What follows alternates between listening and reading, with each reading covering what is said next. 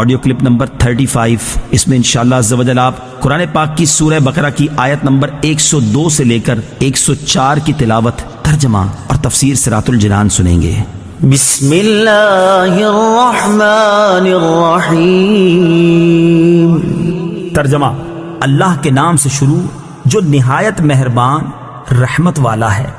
واتبعوا ما تتلو الشياطين على ملك سليمان وما كفر سليمان ولكن الشياطين كفروا يعلمون الناس السحر وما أنزل على الملكين ببابل هاروت وماروت وما يعلمان من أحد حتى يقولا إنما نحن فتنة فلا تكفر فيتعلمون منهما ما يفرقون به بين المرء وزوجه وما هم بضارين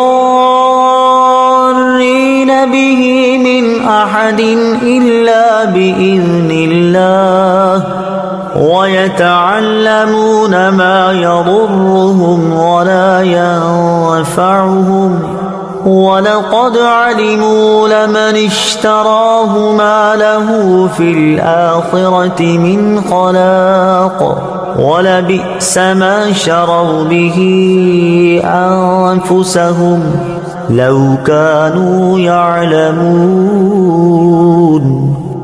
ترجمہ: اور یہ سلیمان کے عہد حکومت میں اس جادو کے پیچھے پڑ گئے جو شیاطین پڑھا کرتے تھے، اور سلیمان نے کفر نہ کیا بلکہ شیطان کافر ہوئے جو لوگوں کو جادو سکھاتے تھے، اور یہ تو اس جادو کے پیچھے بھی پڑ گئے تھے جو بابل شہر میں دو فرشتوں ہاروت و ماروت پر اتارا گیا تھا، اور وہ دونوں کسی کو کچھ نہ سکھاتے جب تک یہ نہ کہہ لیتے کہ ہم تو صرف لوگوں کا امتحان ہیں۔ تو اے لوگو، تم اپنا ایمان ضائع نہ کرو۔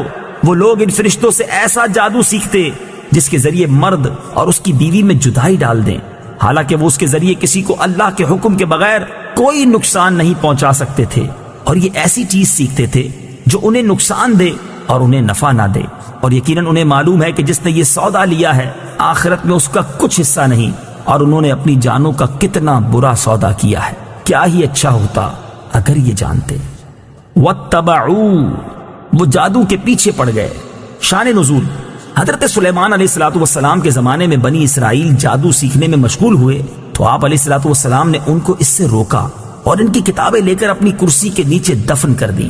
حضرت سلیمان علیہ السلام کی وفات کے بعد شیاطین نے وہ کتابیں نکال کر لوگوں سے کہا کہ حضرت سلیمان علیہ السلام اسی کے زور سے سلطنت کرتے تھے۔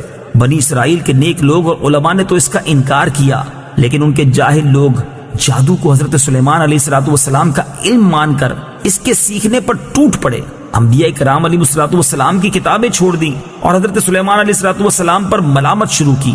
ہمارے آقا محمد مصطفیٰ صلی اللہ تعالی علیہ وسلم کے زمانے تک یہی حال رہا، اور اللہ تعالیٰ نے حضور اقدس صلی اللہ تعالی علیہ وسلم کے ذریعے حضرت سلیمان علیہ نبینا علیہ السلام کی جادو سے براءت کا اظہار فرمایا۔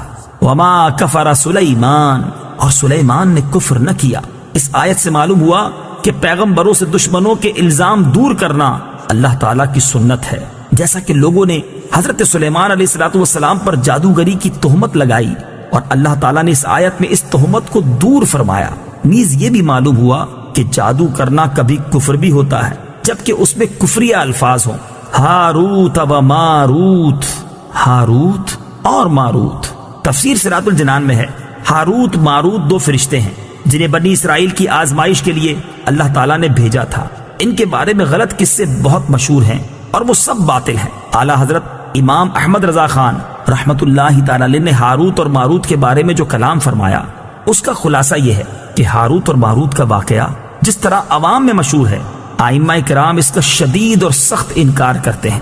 اس کی تفصیل شفا شریف اور اس کی شروحات میں موجود ہے، یہاں تک کہ امام اجل قاضی ایاز رحمت اللہ تعالی علیہ نے فرمایا ہاروت اور ماروت کے بارے میں یہ خبریں یہودیوں کی کتابوں اور ان کی گھڑی ہوئی باتوں میں سے ہے، اور راجے یہی ہے کہ ہاروت اور ماروت دو فرشتے ہیں جنہیں اللہ تعالیٰ نے مخلوق کی آزمائش کے لیے مقرر فرمایا کہ جو جادو سیکھنا چاہے اسے نصیحت کریں کہ انما نحن فتنۃ فلا تکفر، ہم تو آزمائش ہی کے لیے مقرر ہوئے ہیں تو کفر نہ کر، اور جو ان کی بات نہ مانے وہ اپنے پاؤں پہ چل کے خود جہنم میں جائے۔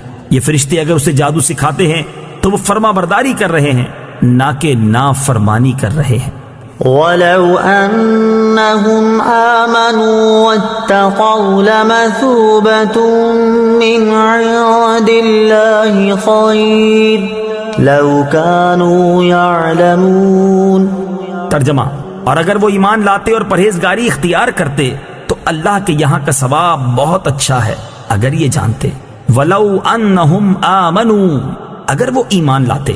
تفسیر صراط الجنان میں ہے، فرمایا گیا کہ اگر یہودی حضور سید کائنات صلی اللہ تعالیٰ علیہ وسلم اور قرآن پاک پر ایمان لاتے تو اللہ تعالیٰ کے ہاں کا ثواب ان کے لیے بہت اچھا ہوتا، کیونکہ آخرت کی تھوڑی سی نعمت دنیا کی بڑی سے بڑی نعمت سے اعلیٰ ہے۔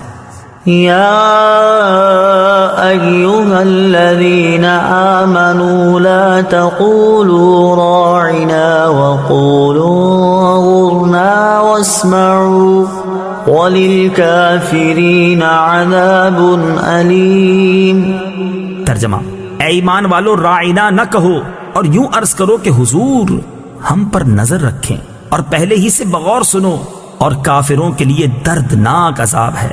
لا تقولوا راعنا، راعنا نہ کہو۔ تفسیر صراط الجنان میں ہے، شان نزول، جب حضور اقدس صلی اللہ تعالیٰ علیہ وسلم صحابہ کرام رضی اللہ تعالیٰ عنہم کو کچھ تعلیم و تلقین فرماتے تو وہ کبھی کبھی درمیان میں عرض کیا کرتے راعنا یا رسول اللہ۔ اس کے یہ معنی تھے کہ یا رسول اللہ صلی اللہ تعالیٰ علیہ وسلم ہمارے حال کی رعایت فرمائیے، یعنی کلام اقدس کو اچھی طرح سمجھ لینے کا موقع دیجیے۔ یہودیوں کی لغت میں یہ کلمہ بے ادبی کا معنی رکھتا تھا اور انہوں نے اسی بری نیت سے کہنا شروع کر دیا۔ حضرت سعد بن معاذ رضی اللہ تعالیٰ عنہ یہودیوں کی اصطلاح سے واقف تھے۔ آپ نے ایک روز یہ کلمہ ان کی زبان سے سن کر فرمایا، اے دشمنان خدا، تم پر اللہ کی لعنت، اگر میں نے اب کسی کی زبان سے یہ کلمہ سنا تو اس کی گردن اڑا دوں گا۔ یہودیوں نے کہا، ہم پر تو آپ برہم ہوتے ہیں، جبکہ مسلمان بھی تو یہی کہتے ہیں۔